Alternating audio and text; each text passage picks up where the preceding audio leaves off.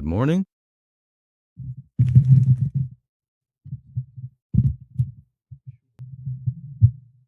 My name is Igor Yakovenko. Today is March 3rd. It is now 7:40 in Kiev, and we continue our daily morning reflections on what is happening in Russia and in the world and in our souls. Obviously, the central events are now unfolding in the Middle East region, but first I would like to say a few words before we begin so as not to turn our conversation into something else entirely. Into a dry and detached chronological diary of this ongoing war across the Middle East. Despite the profound significance of these events, I just want to remind you about what else is currently happening in the world. In particular, there is a certain prominent figure who can be called, at least in the context of our most recent and ongoing cultural discussions, something like the definitive anti-hero of the day. This is the judge, Oleg Nikolaevich Nefyodov. So, the latest event that made me pay attention to him once again, in general, this person, he has long been in the spotlight, but the latest event is the decision to the Russian authorities have officially moved to recognize the Anti-War Committee of Russia as a terrorist organization. This significant legal decision was handed down by the Supreme Court, which was represented in this case by a very specific individual, Judge Oleg Nikolaevich Nefyodov. He is truly a remarkable person because even an incomplete list of his achievements, of his activities, is quite impressive and noteworthy. The most recent official ruling concerning the formal declaration of the Anti-War Committee as a terrorist organization. This conclusion is based on the fact that the Anti-War Committee has been formally recognized and acknowledged as a legitimate entity, as a group seeking to seize power by force, and accordingly, they are now classified as a terrorist organization. In order to fully understand what this decision actually means, we really need to take a closer look at exactly who is part of this so-called terrorist organization that is allegedly planning to seize power by violent means. Such well-known terrorists as Viktor Shenderovich are among those included on this list. And then there is Ekaterina Shulman.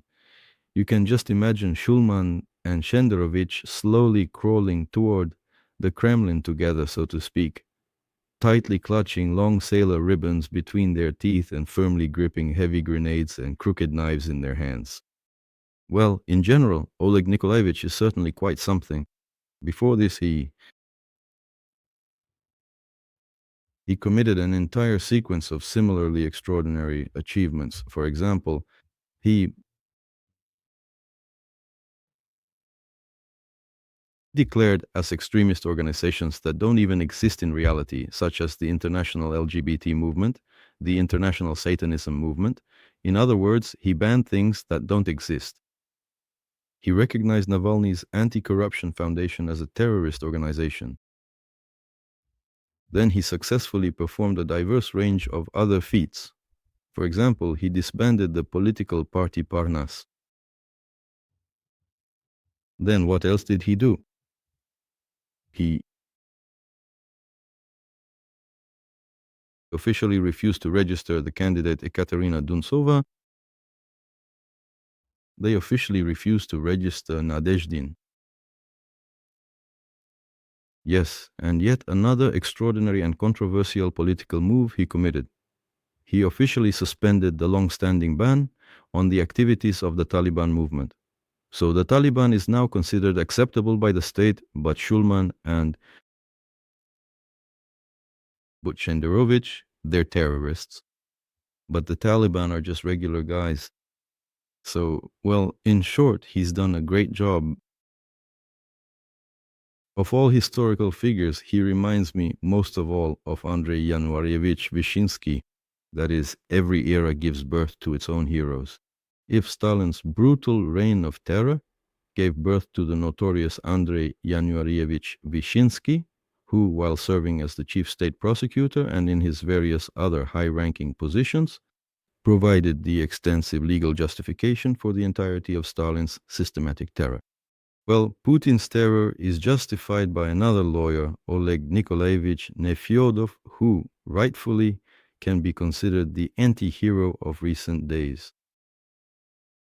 Well, now let's move on to the highly anticipated main event, which is currently unfolding in the Middle East, the significant and escalating Middle Eastern war.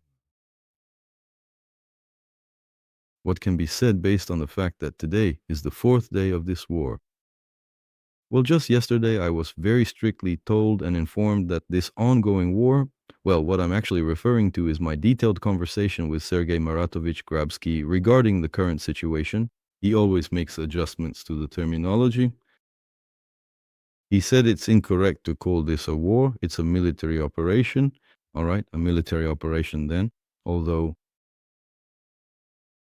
so many people have already been killed, I'm not really sure that just because there's no ground operation, it's not a war, but a military operation.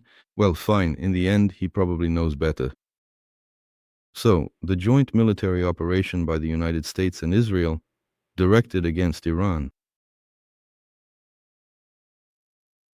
Now, let us take a closer look and go over the specific public statements that have been made by several key figures involved in this situation. First of all, the newly appointed Minister of War, Pete Hegseth, explicitly stated during his address that the current U.S. military operation directed against Iran will certainly not be allowed to turn into another endless war, similar to the way the United States' full-scale invasion of Iraq unfolded back in the year 2003. In addition, Hegseth stated that the U.S. The administration has no intention of launching a ground operation, will not occupy the nation, and will not attempt to establish democratic institutions there, as was attempted in Iraq. Well, frankly speaking, that's a mistake, I want to say. That is, in addition, the United States of America states that the goal of the military operation is neither overthrowing nor changing the regime. At the same time, it's especially amusing. This is being said against the backdrop of the fact that just 2 days ago, Trump was saying the exact opposite. Well, it has become increasingly apparent and clear that since Iran has not capitulated, Iran is holding its ground, and Iran is actively responding. And that is exactly why I believe that the rhetoric and the strategic objectives have been carefully adjusted. That is the current situation. It's clear that the one single thing that still remains unclear is exactly what the goal is at all, and why then. The goals were outlined yesterday by Donald Trump, who, for the first time since the start of the war, spoke to journalists. And here is precisely what he had to say. So this is extremely and incredibly important, right here at this very moment. So,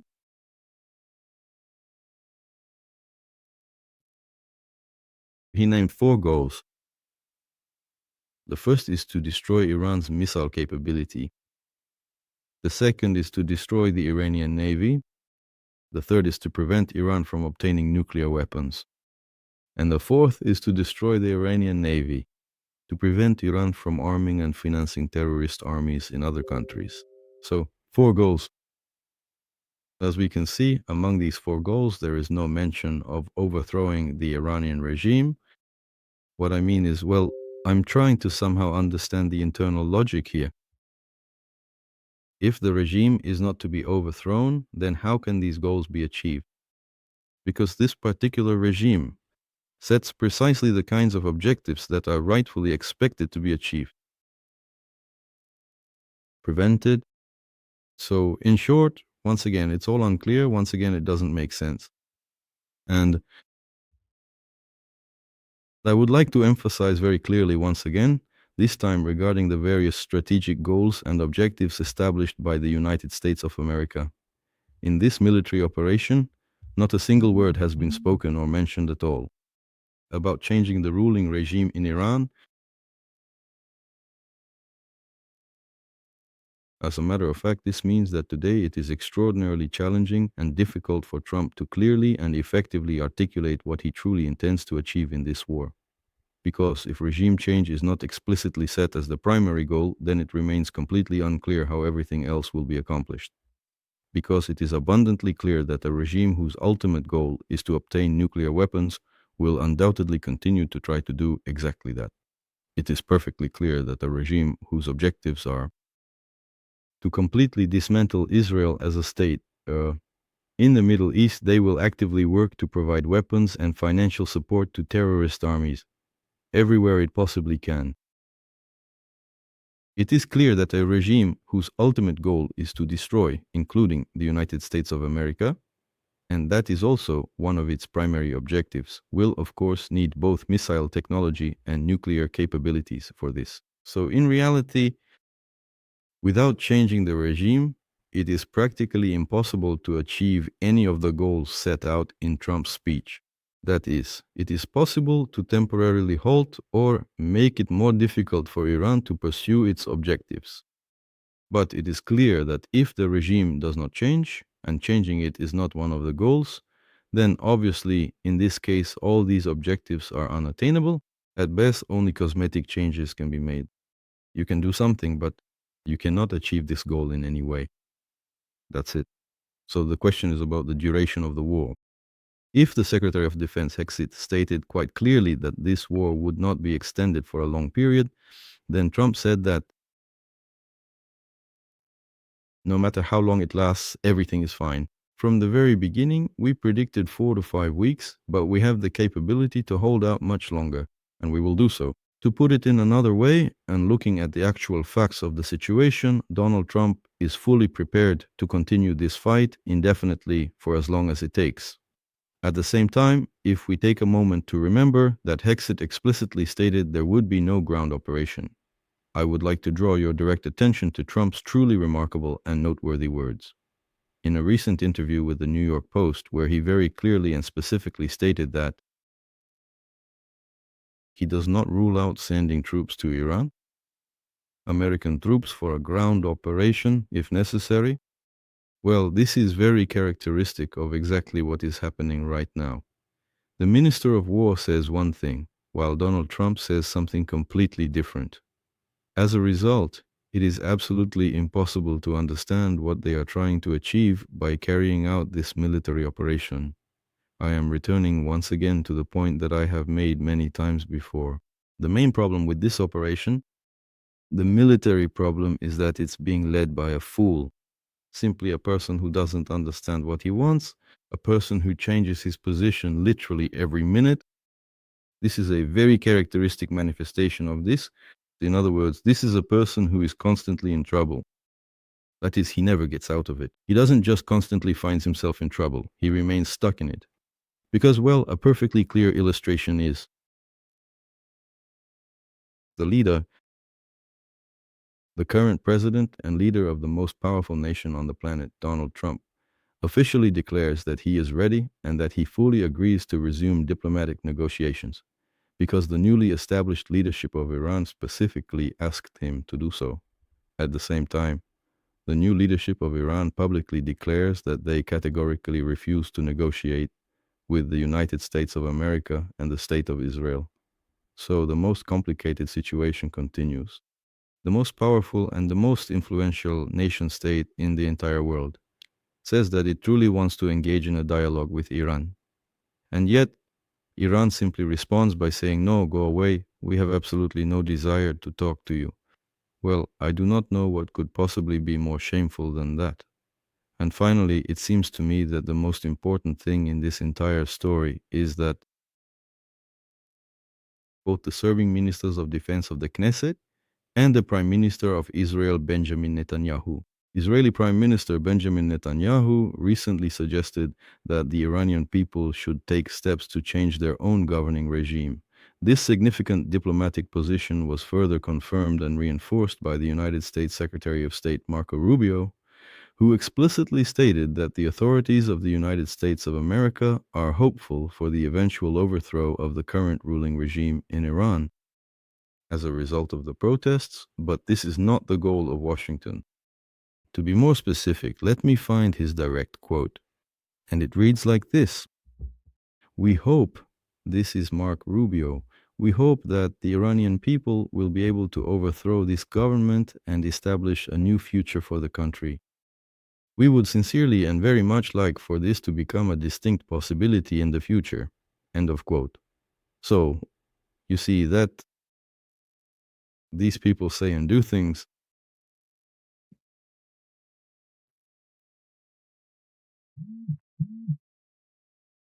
They have not succeeded in removing the ruling regime, even when utilizing the truly massive and formidable military power of both the United States of America and the State of Israel. The combined strength of the United States and Israel far exceeds anything one could possibly imagine. That exists on Earth, and yet they cannot do it. But unarmed people are supposed to do it. To put it another way, this represents a continuation of the policy set by Donald Trump, which he had advocated back in January, when he called on his protesters to go and seize the government buildings, and help is already on the way. Well, and the help, well, it did arrive, but it only came at the very end of February. But the words, those powerful words urging the protesters to stand up against the heavy machine guns of the regime, were spoken at the very beginning of January. Well, basically, that is exactly what is actually happening right now, seeing who is coming to power, and that is truly interesting to witness. This requires a completely separate analysis and a very detailed separate discussion.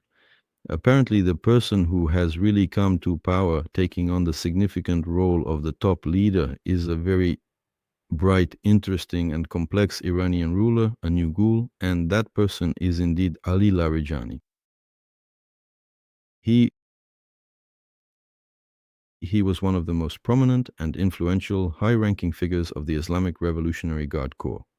Ali Khamenei constantly sent him as a chief diplomatic negotiator on the nuclear program. So he was like that. He served as a highly trusted ambassador at large, tasked with critical special assignments directly under Khamenei.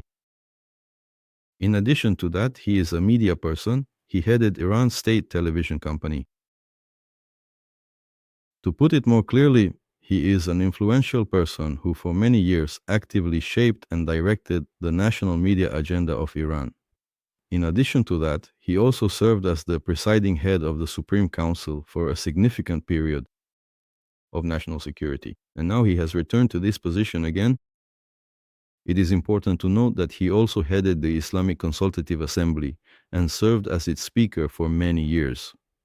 So, in fact, he has held almost all of the most influential and highest-ranking political positions within Iran, and now, judging by the specific composition of the trio that currently represents the transitional government, he apparently remains the leading and most prominent candidate for the ultimate role of Supreme Leader number 1. According to several detailed reports, this is an exceptionally tough individual, or at least, well, if we can even make such a comparison here. We can reach this conclusion. He is less religious than his predecessor, but he is by no means any less fierce and certainly by no means less bloodthirsty. Do you really think his rule will be any more moderate or tempered? I honestly don't think so.